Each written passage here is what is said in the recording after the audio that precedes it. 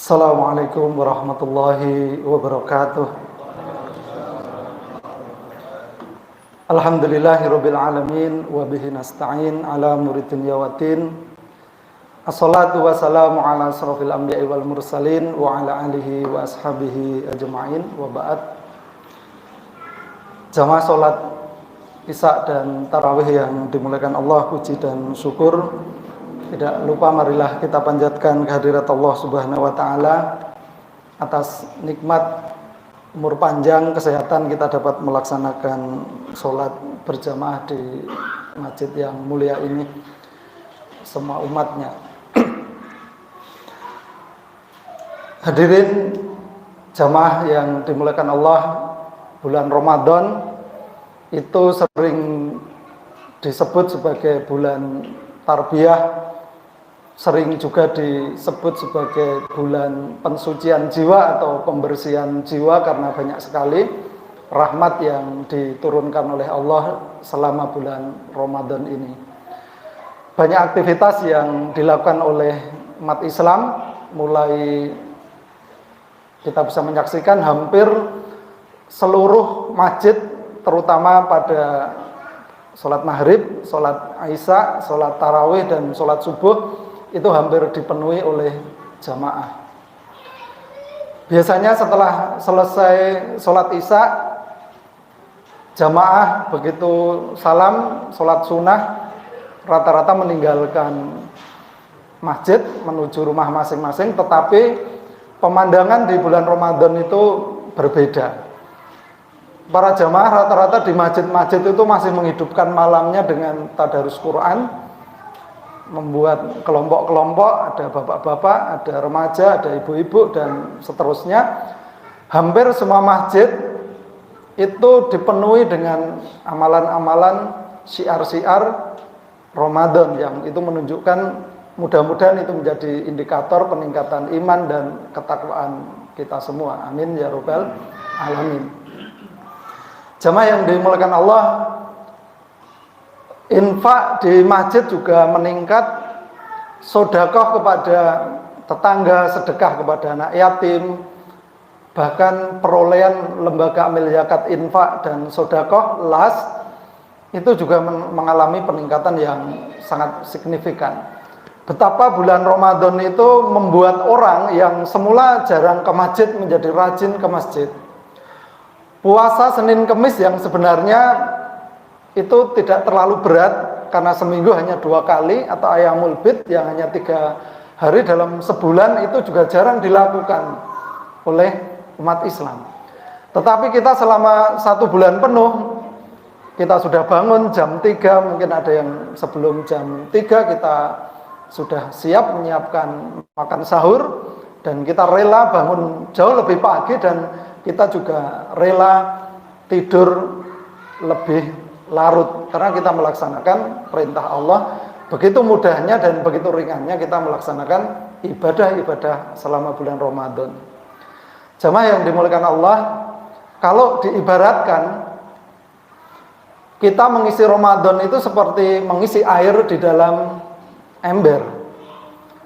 Jadi karena saking semangatnya, karena saking betapa kita tahu manfaat, betapa kita tahu pelipat gandaan pahala selama bulan Ramadan, semua amalan kita lakukan. Ember yang semula kosong atau isi airnya itu sedikit, kita berlomba-lomba untuk memenuhi dengan semua amalan Ramadan, baik itu wajib ataupun itu nawafil atau sunnah.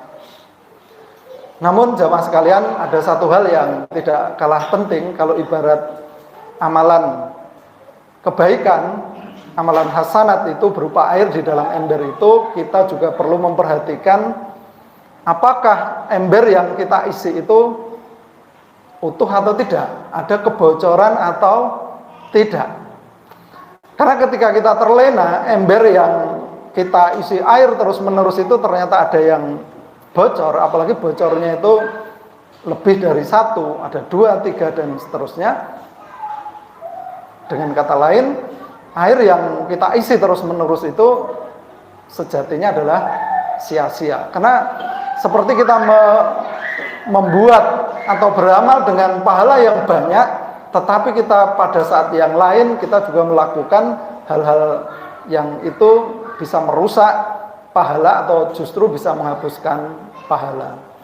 Jamaah yang dimuliakan Allah, pada malam hari ini saya mengingatkan kepada saya pribadi dan jamaah sekalian, tetap semangat, tetap giat, tetap bekerja keras, tetap membaca Quran, tetap tadarus, tetap sedekah, terus qiyamul lail, qiyamul Ramadan, tadarus Quran, syukur wan dewan juz. Dalam 1 bulan ini kita khatamkan Quran, semua kita lakukan. Namun pada kesempatan ini saya mengajak agar pahala kita itu tidak hilang, agar air di dalam ember itu tidak bocor sia-sia. Kita perhatikan apa saja yang bisa merusak atau menghapus amalan kebaikan kita. Jamaah yang dimuliakan Allah, yang pertama yang bisa merusak amalan ibadah kita adalah hasad atau dengki. Dulu kenapa Nabi Adam itu diturunkan di bumi, atau sumber dosa yang pertama itu karena penyakit hasad. Ada Habil dan Qabil. Yang satu mendapatkan kenikmatan lebih, yang lain tidak. Kemudian timbul iri dengki di dalam hatinya, kemudian ingin menghilangkan nikmat itu pada saudaranya. Nah, jamaah yang dimuliakan Allah, hasad, dengki ini sangat berbahaya sekali. Kenapa? Karena kalau orang sudah iri, sudah hasad, sudah dengki dengan orang lain, biasanya diikuti oleh perbuatan-perbuatan dosa yang lain. Misalnya apa? Menyebar hoax dengan ringan, padahal orang itu tidak melakukan apa-apa, tapi sengaja kita produksi berita-berita bohong yang tujuannya adalah menjatuhkan, yang tujuannya adalah membuat orang tersebut hilang nikmatnya. Kita menyebar berita bohong. Dulu ada peristiwa hadisul ifki yang pernah menimpa istri Rasulullah Shallallahu Alaihi Wasallam, yaitu Aisyah radhiyallahu anha, di dalam surat Al-Ahzab. Sampai Rasulullah Shallallahu Alaihi Wasallam karena berita bohong itu beliau mendiamkan istrinya, bahkan memulangkan istrinya Aisyah itu kepada Abu Bakar. Bahkan waktu itu sudah ada niatan Rasulullah itu ingin menceraikan Aisyah karena berita hadisul ifki, berita bohong. Orang yang dengki kepada orang lain biasanya juga tidak segan-segan untuk membuat fitnah. Kalau tadi berita bohong, nah ini dia juga melakukan fitnah. Kalau fitnah adalah ya seolah-olah dia melakukan sesuatu yang buruk padahal sebenarnya tidak, begitu. Ya hampir sama dengan hoax.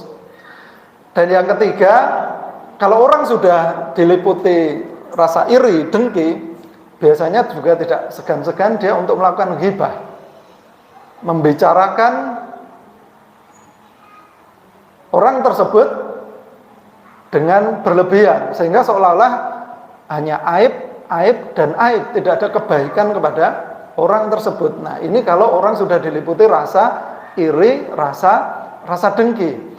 Kita berpikir mengapa nikmat itu tidak diberikan kepada saya, padahal saya mungkin lebih baik, saya mungkin lebih pintar, saya mungkin jabatannya lebih tinggi, tetapi kenapa kok justru yang mendapatkan nikmat itu adalah orang yang menurut kita itu adalah standarnya, levelnya di bawah kita.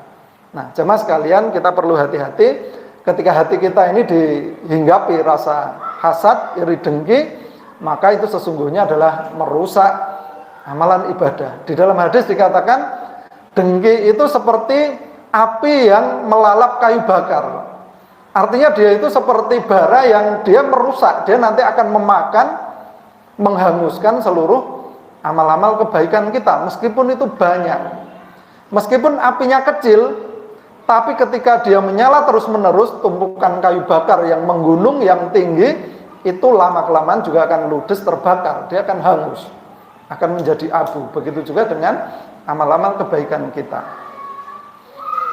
Itu penyakit yang pertama perlu kita waspadai. Kemudian yang kedua, jemaah sekalian, adalah takabur.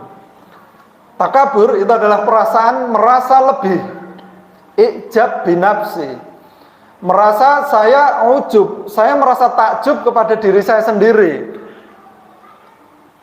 Barangkali kita merasa, atau barangkali memang faktanya kita ini jauh lebih pandai, kita jauh lebih pintar. Secara status sosial barangkali kita memang lebih baik, lebih tinggi dibanding yang lain. Nah, ketika perasaan-perasaan itu muncul di dalam hati kita, kemudian ada perasaan lain, kita merendahkan orang lain, maka sesungguhnya kita patut waspada. Penyakit takabur dalam bahasa Indonesia adalah kesombongan, itu sesungguhnya sudah menghinggapi hati kita. Sombong, kata Rasulullah, itu cirinya ada dua. Yang pertama adalah batarul haq, kemudian yang kedua adalah wa ghamtun nas, menolak kebenaran. Hal yang sering sederhana misalnya, nuwun sewu, yang sering naik di atas mimbar ini kan beda-beda. Kalau si penceramah itu cocok dengan kita, satu bendera dengan kita, satu organisasi dengan kita, satu ideologi dengan kita, maka perasaan untuk istiqbal, menerima itu sangat mudah, enak. Tapi ketika kita diuji, dia minhum, dia bukan minna, dia bukan golongan saya, tapi dia minhum, dia golongan yang lain.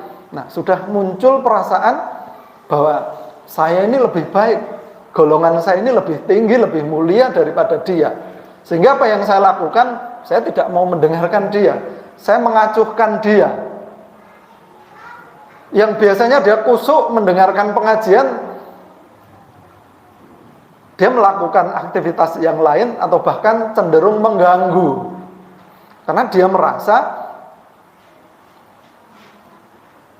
ana khairu minhu, saya lebih baik daripada dia. Nah, ini adalah sifat iblis dulu. Ana khairu minhu, khalaqtani min nar wa khalaqtahu min tin. Nah, dulu ketika iblis disuruh sujud kepada Adam, dia mengatakan aku lebih baik daripada iblis karena aku diciptakan lebih dulu.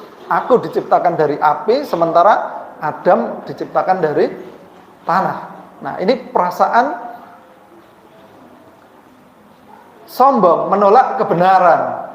Kemudian yang kedua adalah cirinya adalah wa ghamtun nas, merendahkan manusia, merendahkan yang lain. Bapak Ibu jamaah sekalian, ketika manusia itu diuji dengan kesusahan, dengan kemiskinan, rata-rata dia bisa lulus. Tapi ketika manusia itu diuji dengan kelebihan harta, kelebihan pangkat, kelebihan status sosial, dia diberi jabatan yang lebih tinggi saja, kadang-kadang muncul perasaan kalau kita tidak hati-hati adalah aku harus dilayani, aku ini pejabat, aku ini orang yang lebih dan seterusnya. Sehingga mohon maaf, kadang ada orang yang dia sebenarnya sudah haji, tapi karena tidak dipanggil dengan sebutan yang lengkap, nah dia nggak jadi naik mimbar. Dia tersinggung, dia terkecewa begitu, karena dia merasa saya lebih baik, sementara yang lain itu lebih rendah. Nah, untuk itu jamaah sekalian kita perlu hati-hati. Penyakit yang kedua ini adalah penyakit takabur. Kita merasa lebih, kita merasa superior dibanding yang lain, sehingga kita menganggap orang lain itu nothing, orang lain itu tidak ada, seolah-olah yang hebat, yang bisa itu hanya kita. Dan yang ketiga, meskipun masih banyak sekali hal-hal yang bisa merusak ibadah kita, yang terakhir, yang ketiga adalah riya.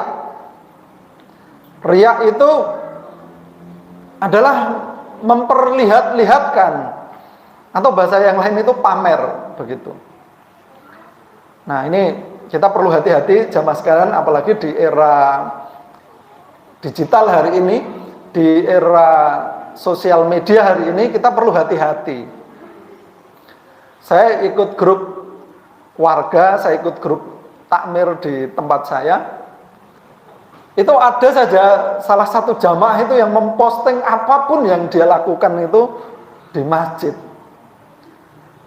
Ya, saya berhusnudzan saja, mudah-mudahan beliau memposting aktivitas dia itu dalam rangka menyemangati, menginspirasi jamaah yang lain. Saya berhusnudzan begitu. Cuman kalau kita sebagai aktor, kita sebagai pelaku perlu hati-hati, karena yang tahu apakah saya pamer atau tidak, apakah saya ini sedang menginspirasi orang atau tidak, saya ini sedang memotivasi orang atau tidak, itu yang tahu adalah diri kita dengan Allah sendiri, nggak ada yang tahu.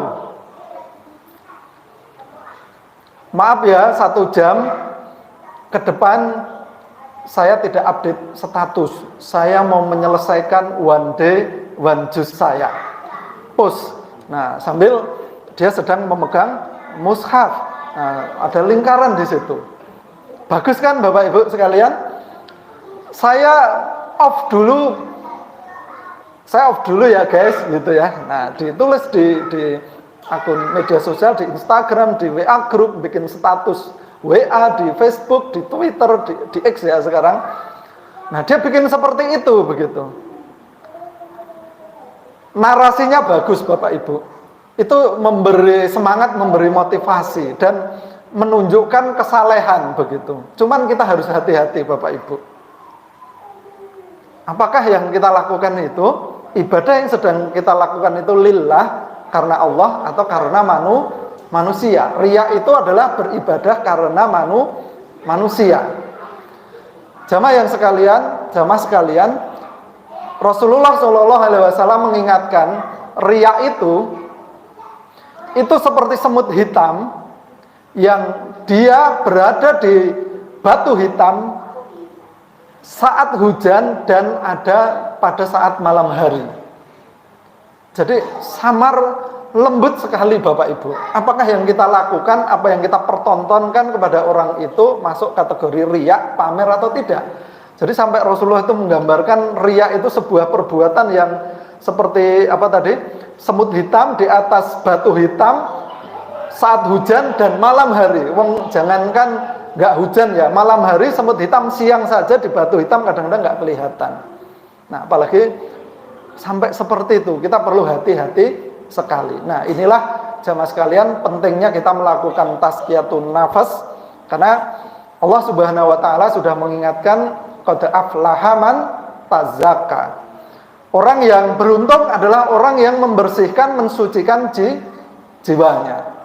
Nah, banyak sekali ada sum'ah, nanti ada